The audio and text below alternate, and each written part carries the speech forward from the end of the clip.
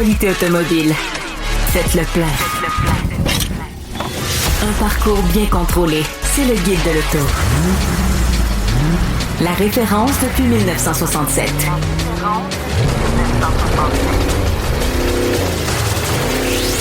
Le Guide de l'auto. Bonjour tout le monde, bienvenue au Guide de l'auto. Louis-Philippe Dubé au micro principal en compagnie de Hugues Gonneau. Bonjour. Aujourd'hui, on est tous les deux pour vous faire cette émission-là qui va être assez garnie en actualité. Certaines plus intéressantes que les autres. Ben, pas intéressantes, sont toutes intéressantes, mais il y en a qui sont plus excitantes que les autres, on va exactement. le dire. Fait qu'on va vous faire un premier bloc d'actualité bien détaillé. Puis en deuxième partie d'émission, on va vous parler de la Pontiac Grand Prix. 68-72. 69-72. Merci, Hugues. Donc, on va faire ça en deuxième partie d'émission. Pour commencer, très excité de la nouvelle qui est sortie de chez General Motors. Oh oui. Avec la nouvelle Chevrolet Corvette Grand Sport. Et on réanime un peu, on ramène l'appellation Grand Sport dans la Corvette. C'est pas la première fois qu'on fait ça. Non, pas du tout. Et puis, on ramène aussi le LS6. Puis c'est pas la première fois qu'on fait ça non plus. LS6, on l'a déjà vu dans l'historique chez GM. Mais là, on attendait cette nouvelle génération-là de moteurs, les nouveaux moteurs V8 chez General Motors. Et là, ben, on a comme un aperçu de ces nouveautés-là. On a dévoilé deux véhicules, la Chevrolet Corvette Grand Sport et la Grand Sport X, qui est évidemment celle, avec le X, remplace la Corvette E-Ray. Hybride. Alors, on va commencer tout de suite par la Grand Sport. Grand Sport qui se situe un peu dans le milieu, là, avec un espèce... Entre une Z51 et une Z06. Parfait, c'est ça. Donc, offre quand même une bonne dose de performance avec cette nouvelle génération-là de V8. Bon, je parle un peu. Je veux parler du moteur en tant que tel, là, parce que c'est la pièce maîtresse de ce véhicule-là. 6,7 litres de cylindrée, 535 chevaux, 520 livres-pieds de couple pour ce nouveau LS6. En gros, là, de l'ancien moteur, on va améliorer ça de 495 chevaux à 470 livres-pieds de couple comparativement au bloc actuel de 6,2 litres. Donc, une amélioration typique d'une sportive chez GM, ça niaise pas. Là. On y va avec une nouvelle génération de moteurs qui va être beaucoup plus performante. La liste des améliorations de ce moteur-là est quand même très, très longue. Je ne passerai pas à travers tout. Ah non. Tu sais, bon, les gens à la maison ou dans l'atelier qui connaissent les moteurs LS savent que une bonne valeur, performance dans ces véhicules-là. Il y a un truc qui est fantastique, c'est que ils ont gardé ce qu'on appelle le small block. Ils ont gardé la même anthrax de 4,4 pouces depuis 1955. Ouais. C'est le chiffre l'alésage, là. Ouais. C'est l'anthrax entre les cylindres, si je me souviens bien. Et c'est le chiffre magique, 4,4 pouces. Et ça, c'est toujours là aujourd'hui, depuis 1955. Et on a augmenté la course de 8 mm là, pour les pistons. Donc, et on a augmenté le taux de compression à 13:1. Ça, c'est quand même cool, parce que normalement, c'est des taux de compression qui sont réservés à des dans le temps là, à des carburants au plomb, là, parce que pour aller chercher un octane plus élevé. C'est quand même des taux de compression de voitures de compétition. Oui, exactement. Donc, justement, 8 mm la course, 13:1. Bon, évidemment, un nouveau collecteur d'admission, une nouvelle programmation dans les CU. Allez, si vous voulez regarder dans des sites plus spécialisés, là, ou juste le site de General Motors pour savoir toutes les améliorations qui ont été faites à ce LS6. C'est quand même assez intéressant, mais ça permet d'aller chercher 535 chevaux et 520 livres-pieds de couple dans la Grand Sport.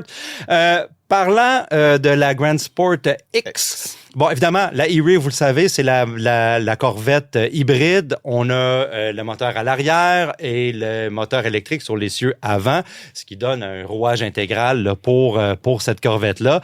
Mais là, on va chercher 721 chevaux. Avec la Grand Sport X, qui est quand même assez intéressant. Tu sais, puis la Grand Sport, déjà, là, je pense que c'est le V8 atmosphérique qui a le plus de couple dans une voiture de production à l'heure actuelle, là, juste côté thermique. Là, fait que, justement, du côté de la Grand Sport X, ça devient vraiment, vraiment intéressant. qu'est-ce qu'on va aller chercher? C'est quelque chose de viscéral, mais aussi les accélérations vont être extraordinaires. Ça a l'air dément. Les puristes vont dire que un peu trop de poids en avant à cause du moteur électrique, comparativement à la Grand Sport, Grand Sport.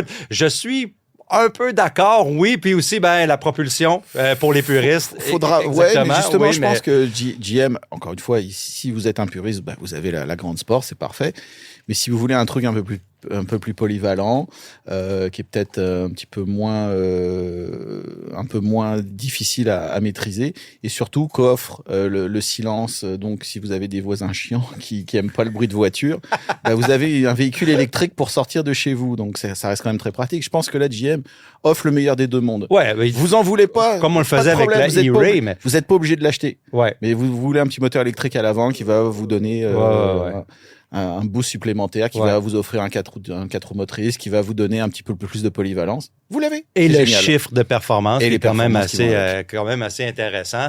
Évidemment, on n'a pas de prix pour ces véhicules-là à l'heure actuelle. Ça n'est pas encore sorti, mais j'ai hâte de voir. Qu'est-ce qui m'intéresse le plus dans tout ça, c'est que c'est cette nouvelle génération-là. Là, si vous nous regardez à l'écran en visuel, là, vous voyez un peu les bancs, les surpiqûres, etc. Pour la version de lancement. Oui, exactement. Donc, on a quand même c'est magnifique. Ouais. Évidemment, ça annonce une nouvelle génération de moteurs small block là, chez GM. Pour le moment, c'est juste les Corvettes qui vont avoir ce LS6-là. Mais j'ai l'impression que ça va se propager dans le catalogue. Puis, on va avoir plus de véhicules avec ces moteurs-là on soucie peut-être un petit peu moins de l'économie de carburant maintenant dans la nouvelle génération parce que justement aux États-Unis, on recule sur les réglementations. Je me répète souvent à chaque émission en disant ça, mais aux États-Unis, c'est une réalité. C'est une réalité, mais les performances vont être au rendez-vous. Donc, on a hâte de vous donner plus de détails sur la Corvette Grand Sport. Mais c'est vrai que pour moi, là, elle coche toutes les bonnes cases. Gros V8 Atmo, carrosserie wide body. Quand j'ai découvert la voiture, j'ai fait écoute, puis si vous lisez l'article sur le guide de l'auto parce qu'il y a tous les ensembles de performance, le freinage, etc., la suspension Magna-Ride, c'est une voiture quasiment sans compromis, tu sais. C'est ça, puis tu te dis mais pourquoi aller chercher une supercar anglaise ou italienne, quoi? Parce que là, un moteur LS avec des composantes locales. Et tu vas faire entretenir ça chez ton concessionnaire Chevrolet. Ouais, c'est ça. T'es pas obligé de prendre un rendez-vous 18 mois d'avance pour faire refaire toute ta distribution aux 10 000 km. En tout cas, c'est le fun. Tu sais, pour finir avec la Corvette, moi, la première fois que je l'ai conduit, c'était avec Julien Amado, le rédacteur en chef du Guide de l'auto, puis on a mis la main sur un des premiers exemplaires qui est arrivé au Canada, c'était en pleine COVID. Ouais. Et puis, tu sais, on l'avait avec une Porsche 911 comme un comparo, puis ça, puis conduire ce véhicule-là au centre-ville de Montréal avec le petit lift de suspension en avant pour les chaînes de trottoir, pas les chaînes de trottoir, mais comme pour sortir des stationnements, etc. C'est un véhicule qui est docile, entre guillemets, là, qui est facile à conduire. Étonnamment polyvalent. Là, donc, en tout cas, c'est une bonne addition, je pense. Un bon ajout au catalogue Corvette pour cette Grand Sport avec une appellation là, à un moment donné, on va discuter de l'historique de cette appellation Grand Sport. Là, mais il y a des trucs intéressants. On va garder ça. On va garder ça pour une de tes chroniques rétro. En deuxième actualité, j'aimerais parler du Infiniti QX65. Donc, j'ai été au pré-lancement, si on veut, du QX65 la semaine dernière, qui s'est déroulé à Toronto. Puis, on l'a lancé cette semaine. Chez Infiniti, on n'a pas beaucoup de produits. On a enlevé le QX50, le QX55, qui était le pendant coupé du QX50 compact. Là, il nous reste le QX60 et le QX80. Et puis, on arrive avec le QX65 pour faire la même affaire qu'on avait faite avec le QX50 et le QX55. Bon, on revient, et souvent les gens vont dire c'est la suite logique ou la suite spirituelle au Infiniti FX. On avait dit la même affaire du QX50 et du QX55. J'ai bien de la misère avec ça. Moi, j'ai pas vraiment parlé du FX parce que le FX pour moi ça avait une vocation plus sportive, mais il y avait une motorisation qui venait avec, il y avait une finition qui venait avec. Là, avec le QX65, on va littéralement chercher un QX60, on enlève la troisième rangée, on fait une carrosserie coupée. Oui, on va chercher dans peut-être ce qu'on dit en anglais, les design cues du FX, mais la vocation du FX est toute différente. Et je m'explique parce que justement, pas le problème, mais le premier moteur qu'on donne au QX65, c'est celui qu'on a sous la main chez Infiniti. C'est ça. Et c'est un moteur 2 litres turbocompressé à taux de compression variable. Pas un moteur qui a une excellente réputation, tant du côté de l'efficacité que du côté de la performance. On parle de 268 chevaux, 286 livres-pieds de couple. C'est correct. Mais, je veux dire, pour des acheteurs d'utilitaires coupés, premium, on va peut-être être sur notre fin. Tu sais, quand on compare aux motorisations qui sont disponibles avec je donne des exemples, GLE, par exemple, du côté de chez Mercedes, du côté du Porsche Cayenne, par exemple, avec des carrosseries coupées, j'ai l'impression qu'avec les compromis qu'on fait avec un utilitaire coupé, souvent, on va vouloir aller chercher de la performance parce que c'est un peu ça. On veut un utilitaire plus haut, mais on n'a pas besoin de toute la commodité de cet utilitaire-là. Donc, on va aller chercher peut-être plus de performance. Et chez Infiniti, pour l'instant, dans ce modèle-là, la performance n'est pas tout à fait là. Bon. Il y a certains compromis, là, je parlais de compromis tantôt avec des carrosseries coupées. Puis ça, c'est pas chez Infiniti, juste, c'est chez Porsche, chez Mercedes. Ah non, mais ça, c'est partout. Là. On va chercher, les véhicules ont tendance, les utilitaires coupés ont tendance à prendre du poids. En parlant avec des ingénieurs, j'ai compris pourquoi la structure de carrosserie pour aller chercher cette carrosserie plongeante-là en arrière demande un petit peu plus de matériel, un peu plus de poids. Donc, on va aller chercher entre 80 et 100 livres là, du côté du QX65 versus les spécifications du QX60. C'est étonnant parce que justement, on enlève la troisième rangée. On pensait que peut-être qu'on allait... Oui. Mais c'est une affaire de structure de carrosserie et c'est chez tout le monde, là, ce type de problème-là. Également, on a un petit peu 15 mm de moins de dégagement pour la tête à la deuxième rangée. Encore pas le choix. À cause de cette ligne plongeante. Et puis aussi, on va aller chercher certains compromis aux côtés du chargement. En fait, le QX60 offre 1178 litres avec la troisième rangée repliée et en arrière de la deuxième rangée du QX65, ce qui est configuration pour configuration là, à égal, on va aller chercher 1014 litres. Donc, c'est-tu beaucoup? C'est-tu pas beaucoup? Ça dépend de vos besoins. Les gens qui achètent le QX65 coupé ont peut-être pas l'espace de chargement comme priorité. Donc, ce sont certains petits compromis qu'on va chercher. Mais regarde, de toute façon, le coût de développement d'un tel véhicule est quand même relativement réduit. Oui, exactement. Le 60 est développé. Les coupés se vendent. Même si, depuis le lancement du X6, qui a été vraiment le modèle qui a lancé cette mode, je me pose de manière très agressive. Je me pose toujours la question, qui achète ça et à quoi ça sert? Mais bon, ça c'est Ils les vendent. Mais ça se vend, ça se vend partout dans le monde. Et ils les vendent plus cher, généralement. Les exemples que j'ai donnés tantôt, j'ai pas de prix, ils sont toujours plus chers à les couper. Toujours. Ouais. Et c'est juste pour le style, parce qu'en fait, en termes de matériaux, il y en a moins. Ouais, c'est ça. Puis il y a quelques petits compromis aussi. Et en fait, je me pose la question, mais ça se vend. Donc, Infiniti serait quand même complètement fou de se priver de ce marché-là. Oui, absolument. Vous regardez l'intérieur, c'est essentiellement un QX60. On a des configuration d'écran similaire, beaucoup de boutons physiques. Hein? Nous autres, vous savez qu'on aime ça au Guide de l'auto, les boutons physiques. On peut blâmer un peu Infiniti d'être à l'arrière côté technologie, mais ça a ses bons côtés en ce sens-là pour avoir ces commandes-là physiques. Et puis, somme toute, chez Infiniti, on va chercher quand même un modèle d'assemblage, une finition qui est bonne. J'ai rien à reprocher de ce côté-là. Puis ça va fonctionner. La qualité va être là également. Donc, c'est un véhicule qui est à surveiller, mais est-ce que, la grande question, est-ce que c'est le QX65 qui va sauver la marque Infiniti en Amérique du Nord? Où est-ce qu'elle est? Là? À lui tout seul, non. Mais si c'est le début d'une nouvelle offensive produit, pourquoi pas? Oui, ouais. Puis, j'ai pour mon dire que, en tout cas, je regardais ça hier soir, puis je me disais, tu sais, si on la regarde la devanture du QX65, QX60, j'ai vu des rendus avec un peu d'aide de l'intelligence artificielle qui m'ont sorti une belle Q50 avec cette devanture-là, avec un moteur de 450 chevaux et une transmission manuelle. Et je me disais, quelle opportunité pour Infiniti dans un marché où est-ce que, encore une fois, Louis-Philippe, tu vas le répéter, on recule sur les réglementations environnementales. Peut-être qu'Infiniti pourrait aller chercher une renaissance dans un créneau où est-ce que les autres constructeurs le sont pas. L'avenir nous le dira. Les gens de produits, s'il vous plaît, écoutez-moi. Parce que j'ai toujours adoré la Q50. Je trouve que c'est un produit qu'à la fin, très vieillissant. Q60 aussi, avec le coupé, c'est extraordinaire. Tu sais, comme juste un symbole de performance chez Infiniti. Peut-être qu'il y a une opportunité pour ça. Donc, voilà.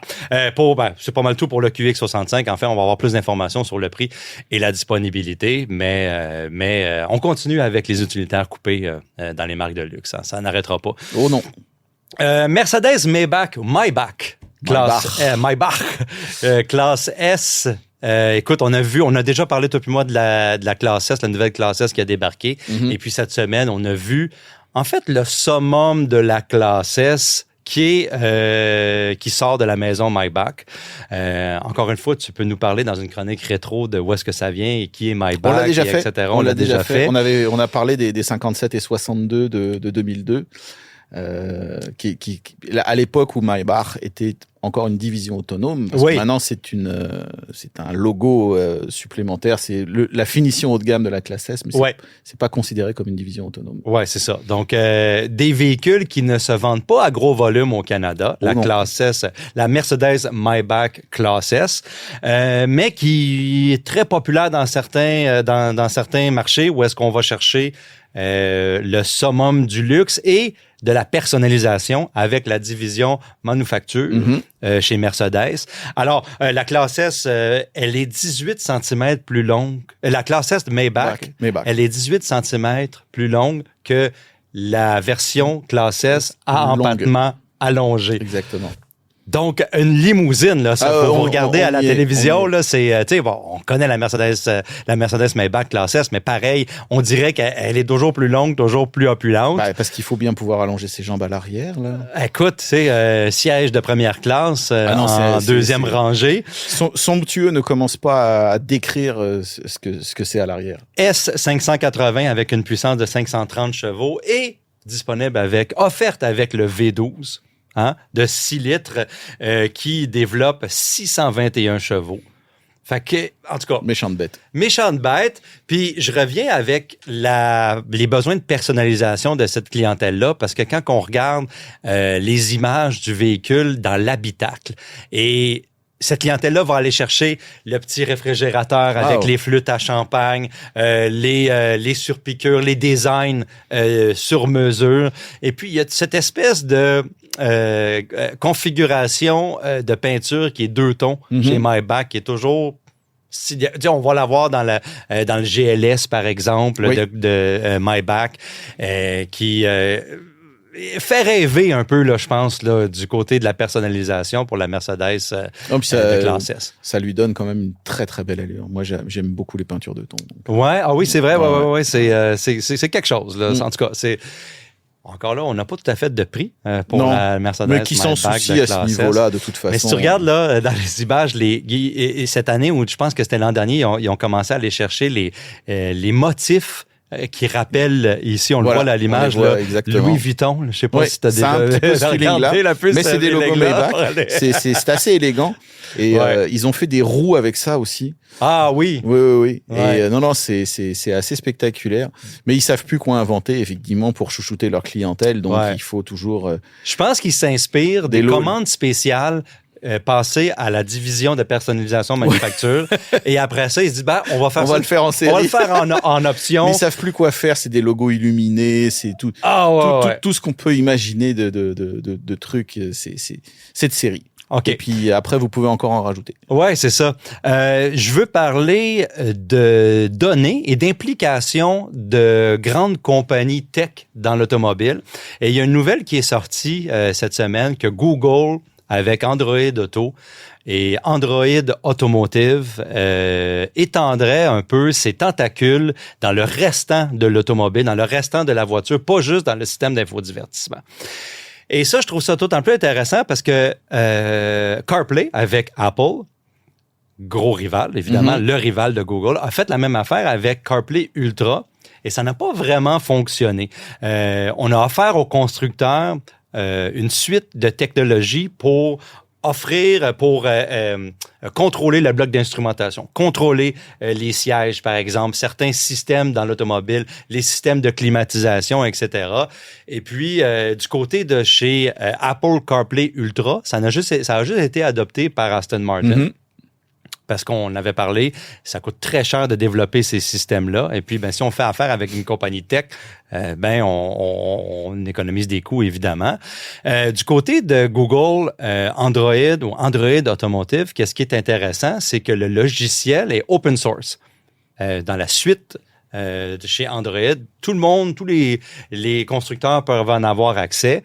Et puis, avec des constructeurs automobiles qui, en ce moment, ont besoin de trouver de plus en plus de fonds, d'économiser de plus en plus d'argent pour assembler les véhicules, ça peut être très tentant d'aller chercher un logiciel qui est open source, et je dis ça en gros guillemets. Ouais. Pourquoi qu'on le met open source, tu penses? Parce que, justement, Google est en train de développer ces logiciels-là pour des véhicules. On les offre aux constructeurs en échange des données recueillies dans le véhicule. Évidemment.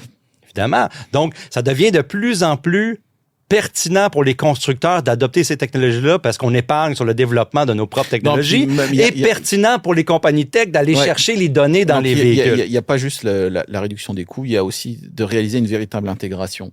C'est-à-dire tout est intégré maintenant. Ouais. Donc, pousser l'intégration le plus loin possible, ça va permettre aussi un petit peu de fiabiliser les choses. Oui. Si tu peux réduire tes calculateurs ici et là, si tu peux avoir une vraie interconnexion entre tous les systèmes et pas avoir un système développé à gauche et un autre développé à droite, puis on s'assure que tout communique. Donc, il y a un vrai besoin. Et il y a des bénéfices. Moi, j'ai juste souligné le fait des données, mais il y a des vrais bénéfices potentiels pour les constructeurs. Mais c'est vrai que en parallèle, déjà, les constructeurs, eux aussi, ils aiment bien récupérer les données et en faire quelque chose, les revendre par exemple. Mais derrière, c'est aussi une perte d'autonomie pour eux. Ouais. Il y a un vrai danger de se dire un jour, le jour où on fait des voitures électriques, les moteurs, les choses, les batteries sont faites à l'extérieur, toute l'architecture logicielle est faite à l'extérieur, tout devient fait à l'extérieur. Et en fait, les constructeurs deviennent tellement dépendants de leurs fournisseurs que c'est de très très très gros risques pour eux. Donc je comprends qu'il y ait une réticence de la part des constructeurs. Je vois les avantages, je vois les inconvénients. Ça va être un gros débat dans les années à venir. Ouais, comme tu dis, une intégration. Je reviens à ce que tu viens de dire.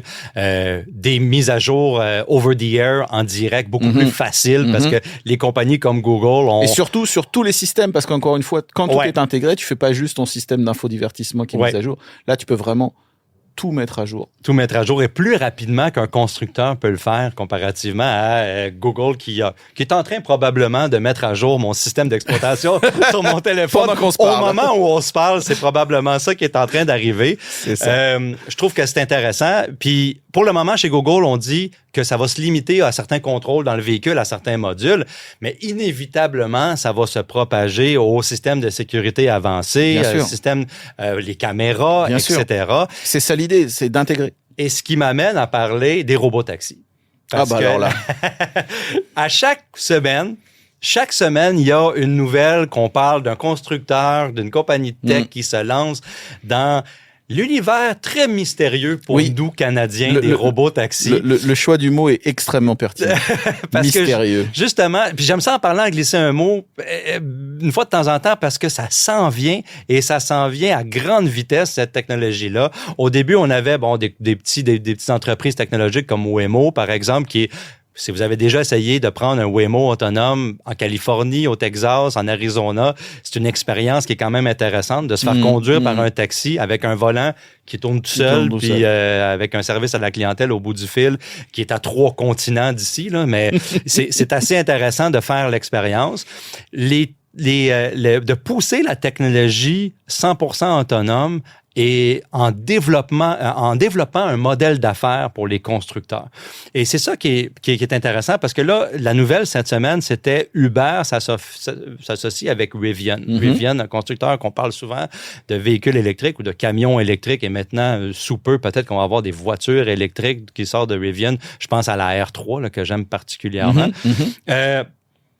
Uber et Rivian se sont associés pour construire, ou Uber va acheter jusqu'à 50 000 robotaxis R2, qui est l'utilitaire, pas R1, mais plus petit, R2, pour éventuellement bâtir une flotte de taxi autonome ou on va dire de Uber autonome dans certaines villes et ça va commencer à la fin de 2026 et ça va s'échelonner jusqu'en 2030, etc.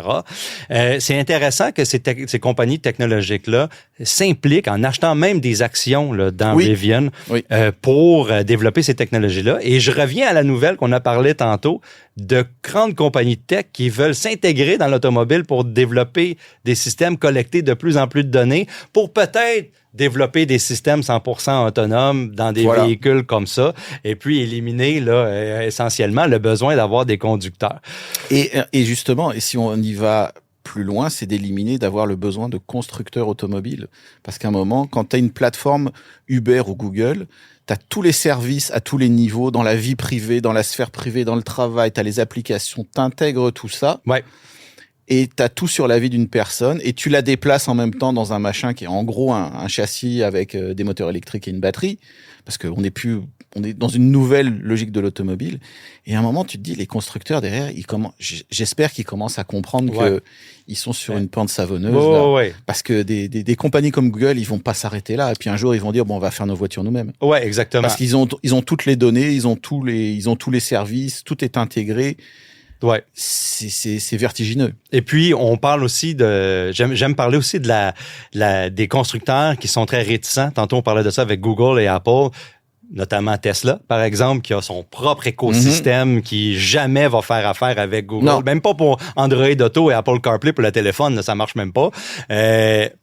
Avec les constructeurs chinois de véhicules électriques qui vont avoir leur propre écosystème qui vont venir là-dedans et rivaliser. En fait, ça va être des grandes compagnies technologiques qui vont se rivaliser beaucoup plus que des constructeurs éventuellement si on continue dans cette direction-là. sur cette direction-là. Évidemment, on parle de robotaxi, de conduite 100% autonome ou de niveau 3+, là, je pense, j'ai vu une autre nouvelle, on va parler de cette nouvelle-là chez General Motors également, qui commence à faire des tests pour développer son propre système, parce qu'eux autres aussi sont très réticents avec les véhicules électriques, avec Google et Apple. On peut pas avoir CarPlay et Android Auto. C'est le système géré par Google dans les véhicules électriques chez GM, mais c'est un système qui a les données restent chez General Motors. Et là, maintenant, on commence avec le Escalade IQ pour faire un système 100% autonome. On se base sur les données du Super Cruise qu'on a collectées à travers les années, etc. Donc, ça arrive un peu dans les coulisses. Parce que nous, on voit des nouveaux véhicules, on voit des chiffres de performance, etc. Mais dans les coulisses, avec les grandes compagnies technologiques, il y a des centaines de milliers de kilomètres qui se roulent et qui sont enregistrés en données et qui sont traités par l'intelligence artificielle pour simuler la conduite de ces véhicules-là. Ou est-ce qu'en ce moment, même si on n'est pas rendu là, ça va arriver très, très vite. On n'a pas besoin de le répéter. Conditions météorologiques. Tu sais, chez nous, on a toutes sortes une brochette de facteurs qui vont... les législatives aussi, là, par exemple, des pays qui sont un petit peu plus réticents à non seulement avoir des véhicules de 10 000 livres comme le IQ qui est là, le gros escalade qui se promène sans conducteur, peut-être du côté législatif, ça devient un problème de responsabilité. Exactement. Par contre, ils deviennent de plus en plus efficaces, plus en plus affûtés dans leur sens, ces véhicules-là, et puis collectent de plus en plus de données. Là. C'est exponentiel. Donc voilà, votre petite mise à jour technologique du côté de ces constructeurs-là. Mais il y a des constructeurs pour qui ça va pas super bien dans l'électrification et les données et la technologie. Et je pense à 2 constructeurs, notamment Honda, avec son projet Afeela, qui était fait en collaboration avec Sony. Hein? Ouais. Un véhicule qui a tout commencé, l'aventure de ce véhicule-là, ça a commencé en 2022 au CIS, là, si je ne me trompe pas. Ouais, c'est ça. Puis là, Sony voulait faire sa propre voiture pour embarquer un peu sur le train de la collecte de données du grand ou du géant technologique qui embarque dans cette aventure-là. Était aussi fournisseur de tous les capteurs, de l'intelligence, de l'électronique. Donc, c'était de dire, voilà, eux aussi voulaient un peu faire du Google ou des choses comme ça et prendre un pied dans tout ça, mais voilà, ça part en cacahuète. Il y a une couple de semaines de ça, on a annulé, on a annoncé l'annulation des l'utilitaire RSX 100% électrique qui était sur la plateforme Honda qui était à un cheveu là d'arriver sur le marché. Les prototypes Zero avec l'utilitaire, le saloon, là, l'espèce de berline, etc. Donc, on concentre nos efforts un peu ailleurs, tandis que d'autres constructeurs vont aller vraiment 100% dans la technologie.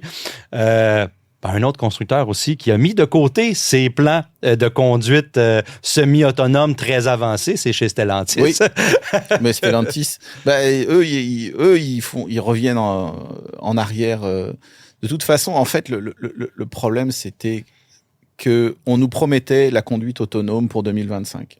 C'est-à-dire qu'en 2015, il y avait un certain consensus qui disait la conduite autonome niveau 5, c'est pour 2025. On est en 2026, on n'a pas encore vraiment dépassé le 3. Ça s'en vient, il y a des voitures qui font un peu du 3, machin, mais on n'est pas là. On a toujours besoin du conducteur. Le 4, le 5, on n'y est pas. Ouais. Clairement, on n'y est pas. Ouais. Donc,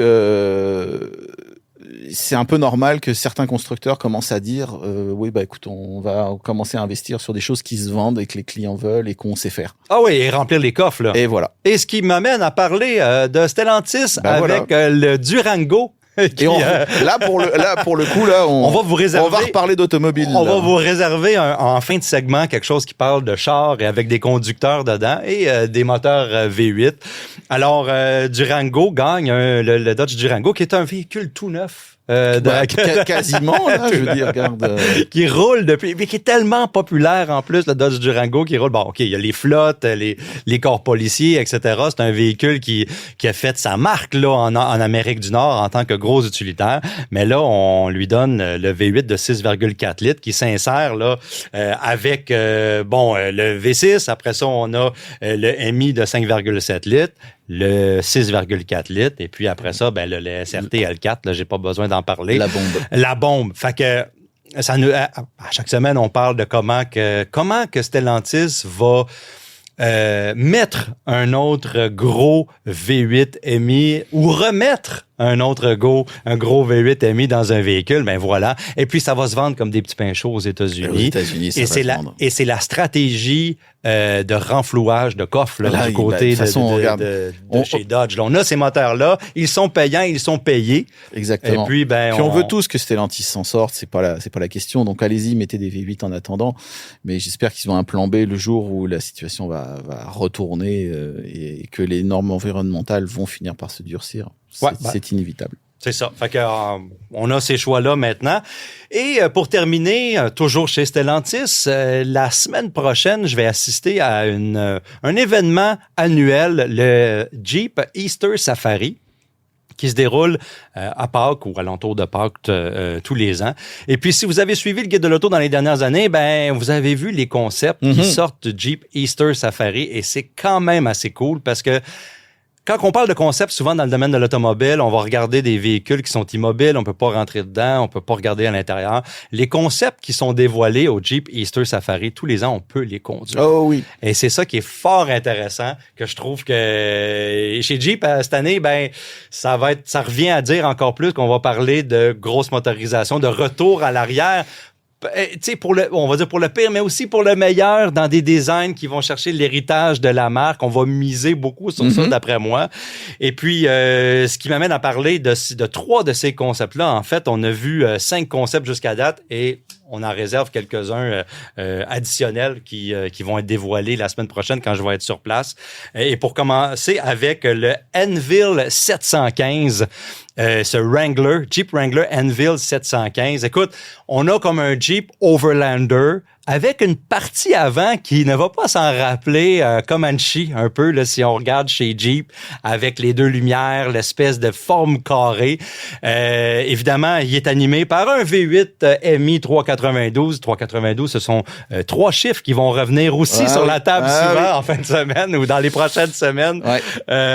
Et ça rappelle là plutôt, moi je trouve que ça a l'air d'un Comanche, mais ça rappelle plutôt les SJ des années 60 là, dans l'Overlanding avec ce véhicule-là 100% fonctionnel, évidemment. On va pouvoir jeter un coup d'œil sur ce concept-là. Jeep Wrangler Buzzcut, qui est le deuxième concept, évidemment, moins glamour sous le capot avec 2 litres turbocompressés chez Jeep. Par contre, on a cette espèce de configuration-là coupée à l'arrière qui est fort intéressante. Et le snorkel là, sur le côté pour la conduite hors route un petit peu plus boiteuse. J'ai hâte d'entendre le bruit que ça fait un 2 litres turbocompressé de chez Jeep avec un snorkel dessus. Ça va être assez drôle. Je suis sûr que c'est pas la première fois qu'on entend ça, mais pareil, ça va être drôle à voir. Et en fait, 4 concepts aujourd'hui. En fait, 3 concepts, oui. Jeep YJ Pioneer, qui est mon préféré. Ah, clairement. Écoute. Clairement. Cherokee XJ 1984 comme base. On a vraiment là le look parfait qui fait rétro des années 80. Et on l'a chaussé de jantes rétro. C'est juste pour donner là, le look c'est fabuleux. Du Cherokee XJ qui, en tout cas, qui donne vraiment, là, j'espère embarquer dans ce véhicule-là et ça va se sentir encore là, le Jeep des années 80. Ah oui, non, c'est clair.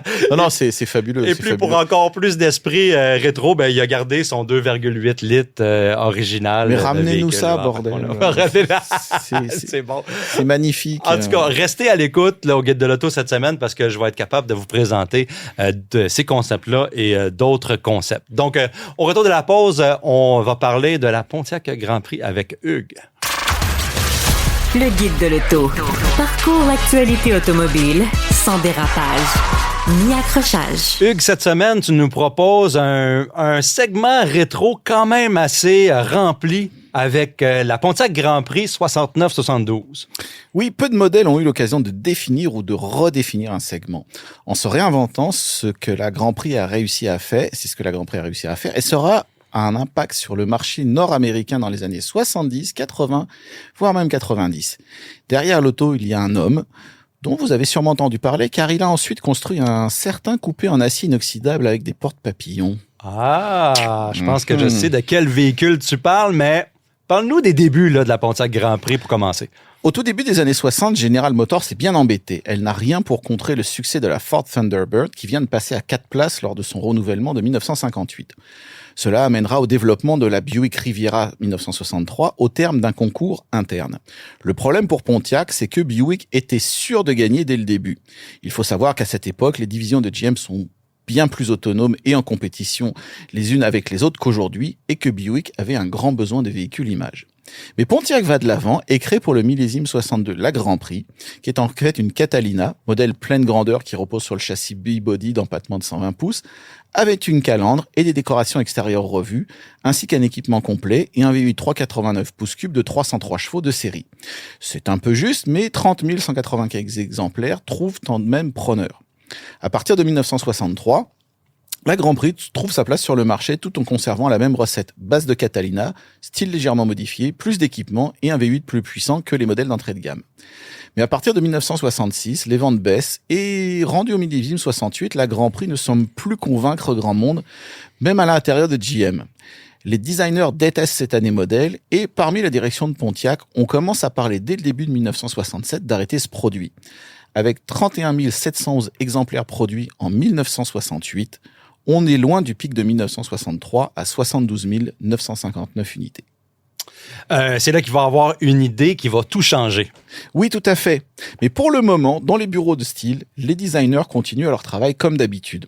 À l'automne 66, ils réalisent une maquette à l'échelle 1 sur base de châssis pleine grandeur B-Body prévu pour 1969. L'idée est de faire évoluer le style de modèle 68, mais cette option ne semble pas satisfaire grand-chose. Début 67, Ben Harrison, qui est responsable de la planification chez Pontiac, fait une suggestion qui va tout changer. Évidemment que la Grand Prix doit reprendre une base existante pour limiter les coûts et justifier sa présence dans la gamme. Mais personne n'a dit qu'il fallait absolument que ce soit le châssis B-Body. Pourquoi ne pas utiliser le châssis A-Body des modèles intermédiaires, c'est-à-dire les Tempest, Le Mans, GTO, qui vont être renouvelés pour 1968 ? Le directeur général de la division s'empare de l'idée. Son nom, John Zachary DeLorean, ex-ingénieur pour Chrysler, Packard et Pontiac, père spirituel de la GTO, futur directeur général de Chevrolet, démissionné de GM en 1973 avant de partir fonder sa propre compagnie, qui produira la DMC-12, nom de Zeus. Celle-là qu'on parlait, là. Voilà. On le retrouvera en 1982 dans une chambre d'hôtel en compagnie d'agents du FBI et de 27 kilos de cocaïne. Mais avant tous ces déboires... Mais oui. Mais avant tous ces déboires, DeLorean est une étoile montante chez GM. Il vient d'être nommé à la tête de Pontiac en 1965. Il a alors 40 ans. Ce qu'il veut, ce sont d'abord et avant tout des produits excitants. Mais le budget alloué pour la Grand Prix est maigre et un changement d'orientation du programme réduit le temps de développement pour la présentation au millésime 69. L'idée de base est simple. À partir de la cloison pare-feu jusqu'à l'arrière, il s'agit d'une E-body coupée qui repose initialement sur un empattement de 112 pouces. Mais à l'avant de la cloison pare-feu, l'empattement est allongé de 6 pouces pour donner des proportions uniques à l'auto. Pour marquer la différence, le châssis prendra le nom de G-Body. Pontiac se vantera d'ailleurs dans sa brochure de 1969 d'avoir le capot le plus long de l'industrie. C'est sous la direction de Jack Humbert que Wayne Vieira, qui deviendra directeur plus tard du design de Saturn, et son équipe réalisent au printemps 67 une première maquette en argile à l'échelle 1. Le tout en à peine 2 semaines, un délai incroyablement court. DeLorean approuve immédiatement le modèle. Avec un châssis allongé et une carrosserie originale, DeLorean doit trouver des moyens pour réduire ses coûts de production. Il passe alors un accord avec Pete Estes, directeur général de Chevrolet et ancien patron de DeLorean, lorsqu'il était à la tête de Pontiac.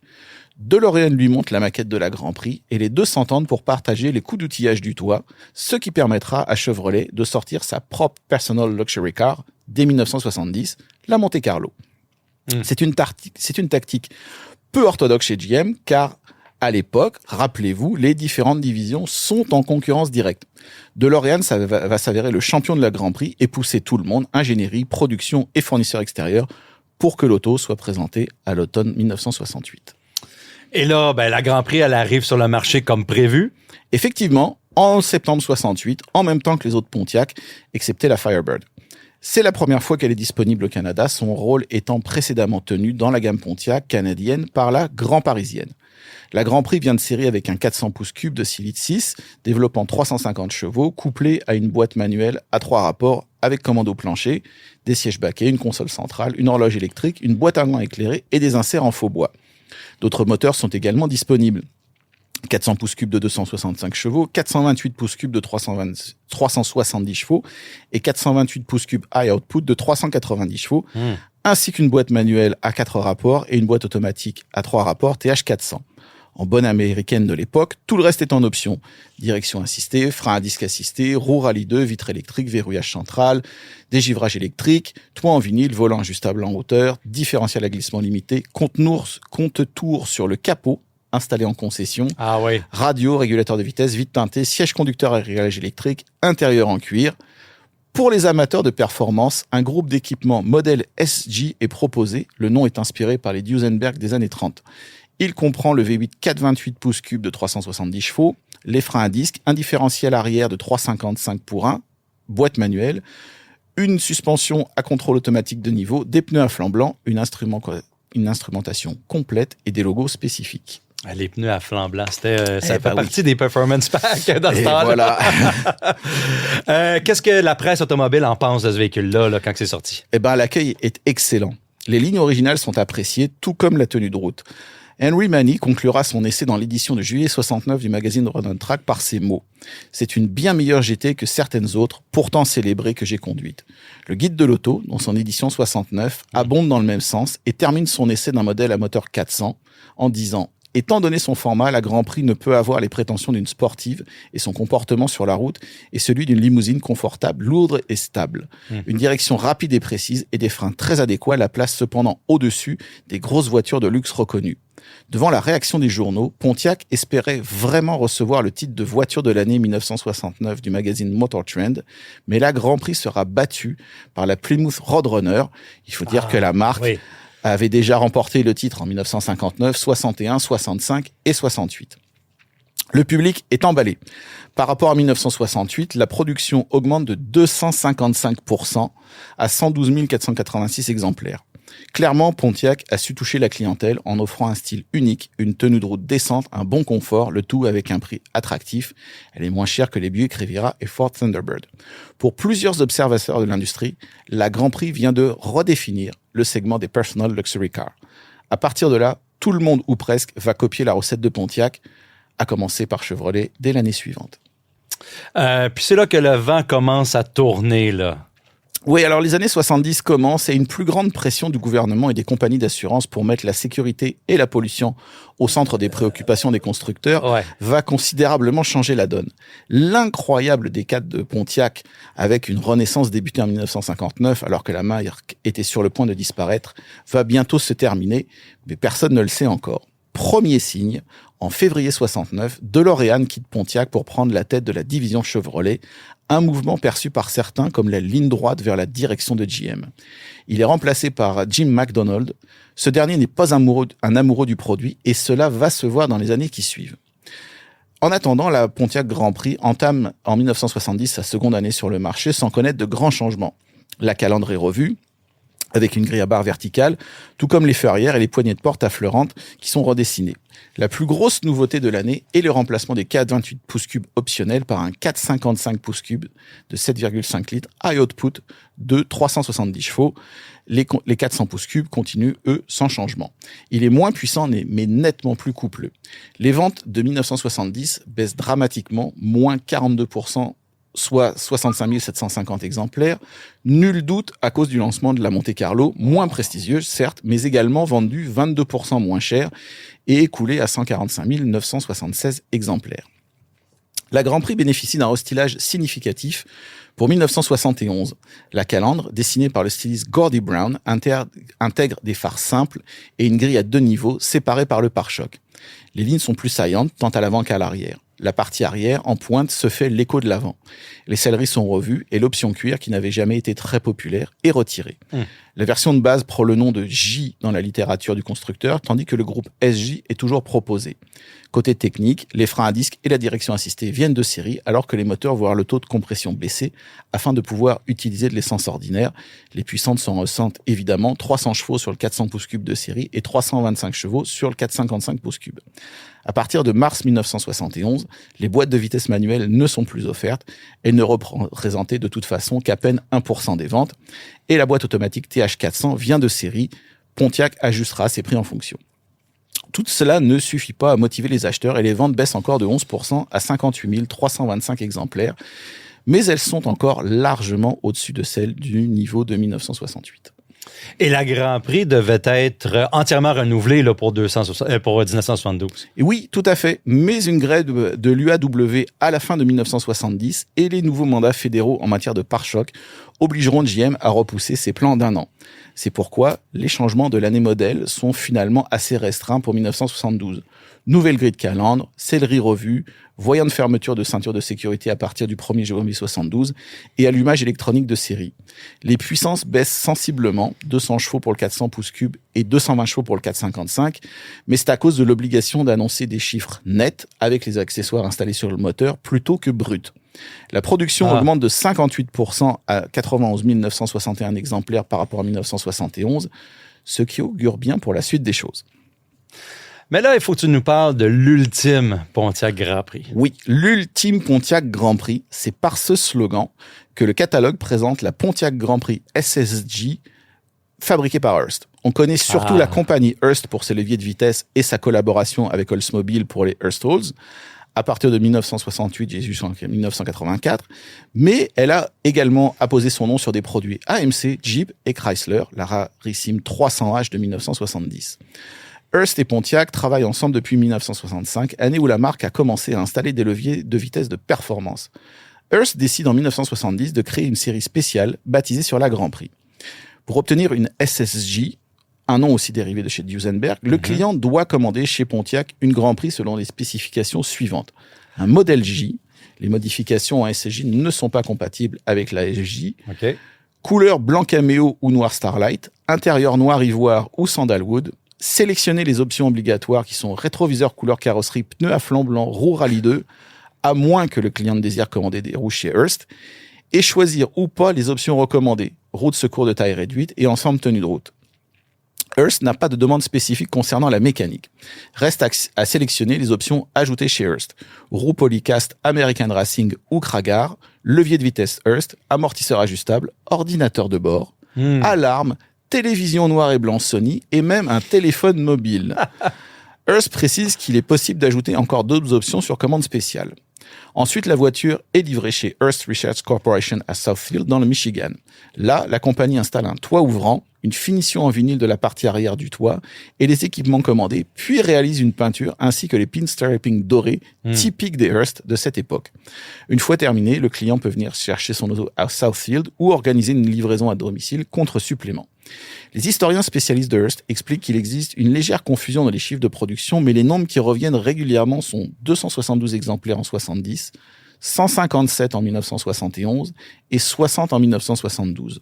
Dans tous les cas, le programme aura connu un succès modeste et les SSJ sont aujourd'hui extrêmement rares. Ça doit valoir une palette, là. Faut déjà en trouver à ce moment-là, déjà, avec cet équipement-là. Puis, il ne doit pas en avoir une pareille non plus, avec tous les choix d'équipement. Ouais. Mais en gros, là, clairement, la génération, globalement, ça a été quand même un succès, là. Oui, en seulement 4 ans de présence sur le marché, la Grand Prix G-Body aura été produite en quantité presque égale, 328 522 exemplaires, que les Grands Prix des 7 années précédentes. Au cours des années 70, alors que la performance est en recul et que le luxe est mis de l'avant, nombre de constructeurs choisiront une approche similaire. La Monte Carlo sera un énorme succès pour Chevrolet, tout comme la Cutlass Supreme pour Oldsmobile. La Cordoba sauvera la marque Chrysler et même la Ford Thunderbird passera sur un châssis intermédiaire en 1977. Quant à la Grand Prix, le meilleur sera à venir lorsqu'elle sera renouvelée en 1973. Cette seconde génération, produite jusqu'en 1977, battra des records de vente et connaîtra même la meilleure année de toute l'histoire du modèle en 1977. Quand on tient la bonne recette, ça marche. Wow, ben merci beaucoup Hugues pour ça. On a appris bien des affaires. J'ai appris bien des affaires que je m'en doutais pas, surtout les problèmes avec la loi de monsieur Delorean. Oui. On en reparlera de ça un moment donné. Merci Hugues. Le guide de l'auto. Mais merci tout le monde d'avoir été avec nous. La semaine prochaine, Antoine est de retour. Il va nous parler peut-être de Jaguar. Puis moi, c'est sûr que je vais vous parler du Jeep Easter Safari avec les différents concepts. Merci. Bonne semaine à tout le monde. Bonne semaine à tous. Tous les épisodes du guide de l'auto sont disponibles en podcast sur l'application et le site cube.ca.